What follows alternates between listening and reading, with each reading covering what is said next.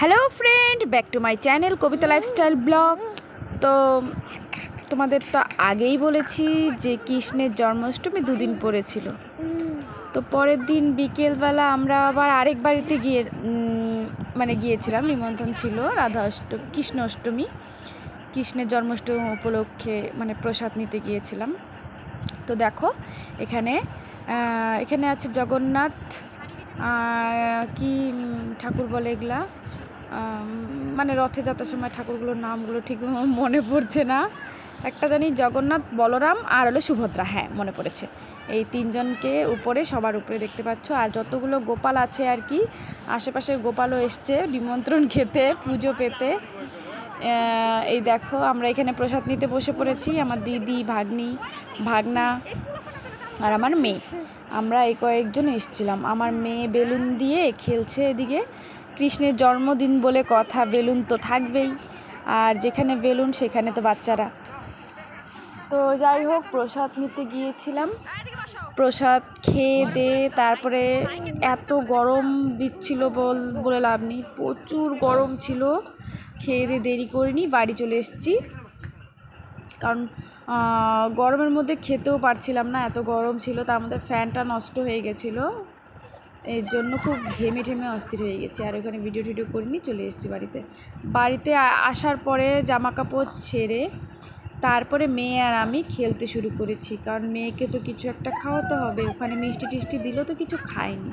তো ওকে খাওয়ানোর আগে দেখো কত নাটক করতে হচ্ছে আমাদেরকে বলতে আমি একাই এখানে। তো মেয়ের লুকাচুরি খেলবে বলছে আমাকে, যে মা আমি লুকাই, চোখ বন্ধ করি, তুমি লুকাও, এরকম করে বলছিল। কোথাও হয়তো দেখেছে আর কি। তা আমি একদম হাঁপিয়ে গেছিলাম এই গরমের মধ্যে। ওর মনটা ভালো করছিলাম। খাওয়ার আগে যদি মনটা ভালো না থাকে না, ও খেতেই চায় না। আর যদি ওকে রাগিয়ে দিই তাহলে তো খাবেই না, খুব দুষ্টুমি করবে। তো দেখো কত আদর করছিল আমাকে, ওর সাথে খেলছিলাম বলে।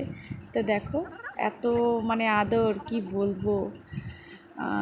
বাচ্চাদেরকে অবশ্যই এরকম ভুলিয়ে ভালিয়ে খাওয়ানোটা দরকার, তাদের ইচ্ছে থাকতে হয় খাওয়ানোটা, খিদে থাকতে হবে। তো প্রথমে ওরকম খেলে টেলে তারপরে মা মেয়ের আদর চলছিল, তারপরে খাইয়ে অনেক কষ্ট করে খাইয়েছি। ভিডিওগুলো দেখবে তোমরা, কার কার ছেলে মেয়েদেরকে এরকম করে খাওয়াতে হয় অবশ্যই কমেন্টে জানিও। তো কিছু কথা তোমাদের সাথে শেয়ার করছি। আমার না ভিডিও করার উদ্দেশ্যটাই হলো এই একাকিত্বটাকে কাটানোর জন্য। একাই থাকি বাড়িতে, সবসময় একই রকম রান্না বাড়া, খাওয়া দাওয়া সেরে, টুকটাক যা কাজ থাকে সেরে মেয়েকে নিয়েই থাকি সারাক্ষণ। তারপরে মাঝে সাঝে মেয়ে যদি ওর পিসি বাড়ি চলে যায় বা মামা বাড়ি চলে যায়, তখন আমি সেই ফাঁকে কিছু কাজ থাকলে করে নিই, না থাকলে একটু শুয়ে বসে থাকি। ও না থাকলেও আমার ভালো লাগে না, সত্যি কথা বলতে। যেটা কাজের জন্য রেখে আসি ঠিকই এ বাড়ি সে বাড়ি, কিন্তু যতক্ষণ কাজ করব ততক্ষণ মেয়েকে পাশে রাখবো না, অসুবিধা হয় বলে, কাজে দেরি হয়ে যায় বলে। কিন্তু কাজ শেষ হয়ে গেলে পরে আমার মনটা কিছুতেই অন্য বাড়িতে রাখতে ইচ্ছা করে না। যতই দুষ্টুমি করুক, যাই করুক, তখন মনে হয় যে কখন বাড়ি আসবে। আমাদের বাড়িতে গেলে পরেও আমি বারে বারে ফোন করতে থাকি মাকে, যে আমার কাজ হয়ে গেছে, ওকে দিয়ে দাও, পাঠিয়ে দাও। আমার মা বলবে কি, আর একটু পরে তোর বাবা আসবে, দাদা আসবে, ওরাই নিয়ে যাবে। আমি বললাম কি, যদি তুমি পারো একটু আগিয়ে যাচ্ছি, তুমিও একটু আগিয়ে আসো ওকে নিয়ে। আমি অনেকবার এরকম করেওছি অবশ্য, কিন্তু মা দেয়নি। অনেকবার এনেও ফেলেছি আমি। ওর পিসা বাড়ি থাকলে তো কোনো ব্যাপার না, একটু পরেই দিয়ে যায়, ফোন করলে পরেই দিয়ে যায়। পিসা বাড়িটা একটু কাছে, পিসি বাড়িটা। তো কার কার আমার মতো লাগে, খারাপ লাগে বাচ্চাদের জন্য অবশ্যই জানো। অনেকেই আছে বাচ্চা ছেড়ে দিয়ে দিব্যি ঘুরছে, খাচ্ছে, ওরা ভাবে বাচ্চা একটা জঞ্জাল। বাচ্চা যতক্ষণ কাছে না থাকবে ততক্ষণই শান্তি, আর আসলে পরেই অশান্তি। কিন্তু আমার মনে হয় না সেটা। কারণ আমি এবার একটা জিনিস ঠিক, আমার কাজ ঠিকঠাক করে তারপরে আমি মেয়েকে রাখার জন্য প্রস্তুত হয়ে থাকি। তারপরে যাতে মেয়েকে রাখার সময় যাতে অসুবিধা না হয়, যে আবার ওই কাজটা করতে হবে সেরকম না হয়। কারণ আমি যখন আমার মেয়েকে রাখি তখন খুব সাবধানেই রাখি, তার সত্ত্বেও ব্যথা বুথা পেয়ে যায়, আর ওর বাবার কাছে কত রকম কথা শুনতে হয়।